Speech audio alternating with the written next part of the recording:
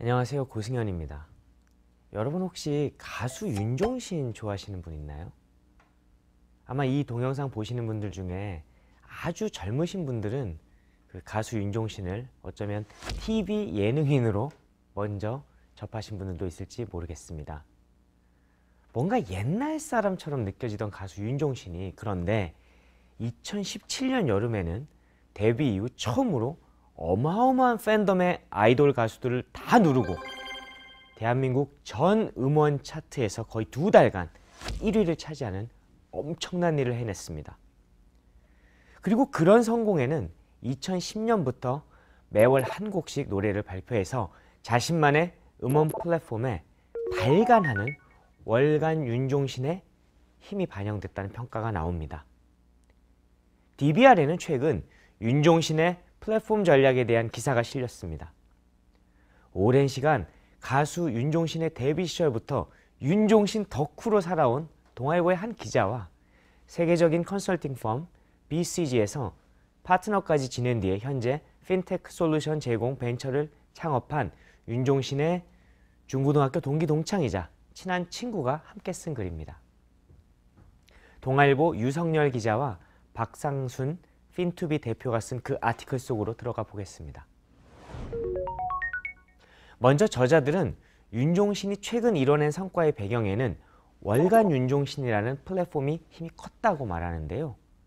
그 월간 윤종신을 만들어낸 윤종신 특유의 장점을 먼저 파악할 필요가 있다고 얘기합니다. 바로 윤종신은 모차르트의 매니저가 되기로 한 살리에리라는 것이죠. 재밌는 표현이죠. 가수 윤종신은 사실 탁월한 작사가입니다.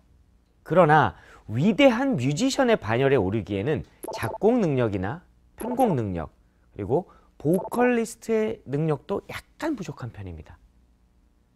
어느 순간 그도 이걸 깨닫습니다.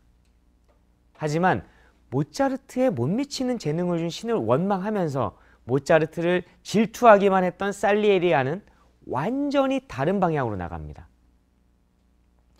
모차르트의 열등감을 느끼지 말고 그의 매니저가 되는 게 어떨까라고 생각을 하는 거죠. 그래서 수많은 천재 뮤지션들과 교류하며 함께 작업을 해나갑니다. 그 와중에 나온 명반이 바로 윤종신 5집입니다. 1996년이었죠. 윤종신의 1대 음악 노예로 불리는 유희열이 프로듀싱을 맡아서 음반인데요. 타이틀곡 환생부터 시작해서 전 곡이 한 대학생이 사랑에 눈뜨고 고백하고 데이트하고 또 여성 집안의 반대에 부딪혀 이별했다가 다시 다른 여자와 결혼하는 스토리로 노래를 담아내는 겁니다. 아마 음악을 별로 안 좋아하시는 분도 환생이라는 노래는 아마 기억하실 겁니다. 어쨌든 이 음반 하나로 윤종신도 명실상부한 뮤지션 반열에 오르게 됩니다. 내가 부족하면 잘하는 사람과 함께 하면 된다는 이 단순한 진리를 윤종신은 빨리 깨닫고 실행에 옮긴 겁니다. 1990년대 후반부터 MP3 플레이어가 보편화되면서 음악 시장은 침체기에 접어드는데요. 윤종신도 이 상황을 피해갈 수는 없었습니다. 군 제대 후 1999년 7집부터 2008년 11집까지 꾸준히 앨범을 냈지만 대중의 반응은 뜨겁지 않았습니다. 여기서 윤종신은 결단을 내립니다. 2010년 초 매월 한 곡씩 일종의 월간지 형태의 플랫폼으로 매달 한 곡씩 음악을 발표하겠다라고 선언한 겁니다. 보통 10곡 내외의 정규 앨범을 발매하고 활발하게 활동한 뒤 휴식기를 가진 뒤에 다시 또 앨범을 제작하는 관행을 정면으로 뒤집는 시도였습니다. 많은 사람들이 월간 윤종신을 가수나 뮤지션이 만드는 음원 플랫폼의 시초로 본다고 합니다. 매 월말이나 월초에 신곡을 디지털 싱글 형태로 발표한 뒤에 1년이 지나면 음원을 모아 연말에 행보라는 이름의 정규 앨범을 발매하는 방식입니다.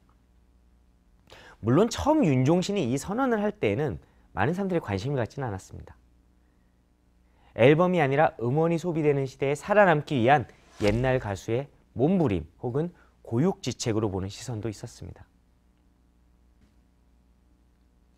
하지만 윤종신에게는 천재를 활용할 줄 아는 능력과 꾸준함이라는 무기가 있었습니다.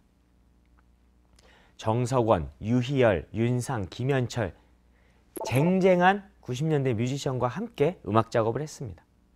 김현우, 조원선, 이적, 박정현, 양파, 김범수, 김유나, 네로라 하는 보컬리스트들을 대거 객원 보컬로 참여시켰고요.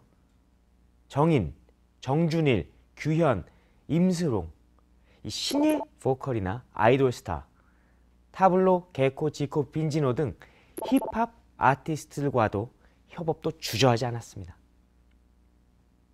뛰어난 음악 천재들을 발굴해 계속 음악을 만들게 하면서 함께 플랫폼을 꾸려나갑니다. 영역의 구분도 남녀노소의 구분도 없는 그저 음악 잘하는 사람들이 죄다 모여서 노는 곳을 만들어버린 겁니다. 별다른 홍보도 하지 않았다고 합니다. 본인의 방송 활동과 이따금씩 출연하는 음악방송 외에는 SNS 홍보가 전부였습니다. 아이돌 댄스 음악의 주류인 2010년대 한국 음악 시장에서 살아남았다는 것 자체가 기적이라는 평가가 나오는 이유입니다. 이런 플랫폼 중심의 음악 창작 유통 활동은 크게 이슈화되거나 소위 말해 빵 터지는 대박을 만들어내진 못했습니다. 하지만 조용하게 사람들의 음악 소비 습관을 바꿨고요. 작지만 힘있는, 의미 있는 성공을 계속 만들어냅니다. 이미 100여 곡 넘는 곡들이 발표가 됐는데 대중들은 즉각 반응하진 않았지만 오르막길, 지친 하루, 말꼬리, 고요처럼 뒤늦게 알게 된 명곡을 찾기 위해 월간 윤종신을 뒤적거리기 시작했습니다. 심지어 몇 곡은 청와대 행사에서도 울려 퍼지기도 했습니다. 윤종신 덕후인 이 유성열 기자에 따르면 월간 윤종신에 올라온 곡들은 실제 들어보면 27년 경력의 가수라고 믿기지 않을 만큼 세련되고 트렌디한 곡이 많다고 합니다. 월간 윤종신은 어느덧 윤종신만의 플랫폼이 아니라 모든 뮤지션들의 플랫폼으로 진화해버렸습니다. 이제는 월간 윤종신에 참여한다는 게 소위 뜬다 하는 아티스트들은 죄다 한 번씩 거쳐가는 일종의 통과 의례가 됐다고도 합니다. 월간 윤종신이 폐간되지 않고 지금까지 살아남으면서 세련된 음악을 대중들에게 들려줄 수 있었던 것은 바로 이게 개방형 플랫폼으로 운영됐기 때문이다 라고 전문가들은 평하고 있습니다. 가수 윤종신, 아니 혁신가 윤종신의 실험은 월간 윤종신에서 끝나지 않았습니다. 2016년 말부터는 장재인, 박재정, 에디킴 등 신예를 영입해서 이들을 위한 디지털 음악 유통 플랫폼 리슨을 만들었는데요. 젊은 뮤지션들이 월간 윤종신과 달리 그 미스틱 엔터테인먼트 소속으로서 자기들끼리 놀면서 일종의 임상시험을 하듯 노래를 올리고 사람들에게 다가갈 수 있도록 한 겁니다. 정해진 주기 없이 좋은 노래가 나오면 바로 리슨 프로젝트가 진행이 됩니다. 2017년 9월부터는 리슨 스테이지라는 프로젝트도 시작했는데요. 그 미스틱 사옥 1층에서 미스틱 아티스트들이 하루에 꼭 한 번은 라이브 공연을 하는 겁니다. 윤종신의 이런 행보는 듣는 음악에서 읽고 보관하는 음악으로의 전환을 시도하고 있다는 점에서 대중음악사적으로도 매우 중요하다고 합니다. 음원으로 소비되지만 동시에 잡지의 형태로 꾸준히 보관되고 있고 대중들은 과거 CD를 구매할 때처럼 윤종신 음악이 생각날 때마다 월간 윤종신을 뒤적여 듣고 가사를 읽고 사유합니다. 한류로 막대한 수익을 거둬들이는 아이돌 스타와 그 기획사가 음악계에서는 삼성이나 현대차 같은 대기업에 위치해 있습니다. 하지만 윤종신의 플랫폼은 그냥 중소기업 수준이죠. 그렇지만 대중음악이라는 이 창조경제의 영역에서 이제는 그 서점에서도 잘 찾아보기 어려운 월간지 형식의 플랫폼과 읽고 보관하는 음악을 들고 나와 아이돌을 이겨버린 그는 이제 음악시장의 창조적 파괴자라 불러도 손색 없을 겁니다. 감성적이고 세련된 음악을 좋아하는 소비자들은 월간 윤종신이라는 플랫폼을 통해 무수히 쏟아지는 대중음악의 홍수 속에서도 자신이 좋아하는 부류의 음악들을 쉽게 접할 수 있습니다. 또한 그 공급자 사이드에 속하는 뮤지션들은 이 플랫폼을 통해서 저렴한 마케팅 비용으로 본인들의 작품을 원하고 있는 그 두터운 고객층에게 잘 전달할 수 있기 때문에 월간 윤종신과 리스는 플랫폼으로서 높은 가치 창출 잠재력을 갖고 있다고 평가되고 있습니다. 여러분은 오늘 가수 윤종신의 전략에 대한 얘기를 들으시면서 어떤 생각을 하셨습니까? 한 음악가가 자기가 좋아하고 잘하는 음악을 더 잘하고 계속 그 일을 하기 위해서 만들어 온 이 행보가 기업에 시사하는 바는 어떤 것일까요? 기업이 비즈니스를 할 때 어떤 협업을 해야 하는지, 제휴는 어떻게 하는 것인지, 인재 활용은 어떻게 하는지, 플랫폼을 만들고 활용하는 방식은 무엇인지 정말 많은 시사점이 있을 겁니다.